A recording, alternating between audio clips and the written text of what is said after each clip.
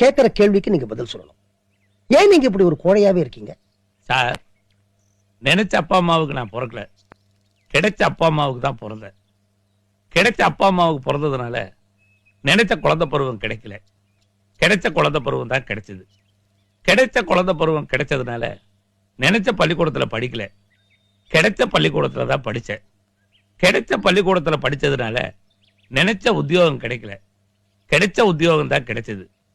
கிடைச்ச உத்தியோகம் கிடைச்சதுனால நினைச்ச பொண்டாட்டி கிடைக்கல, கிடைச்ச பொண்டாட்டி தான் கிடைச்சா. அதுக்கப்புறம் என்னால எப்படி சார் வீரனா இருக்க முடியும்?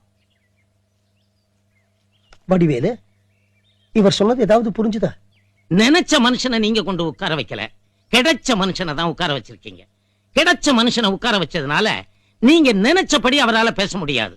அவருக்கு கிடைச்சபடி தான் பேசுவாரு. நீங்க பொறுத்து தான் ஆகணும். ஆமை கரெக்ட் மிஸ்டர் நீலகண்டன்?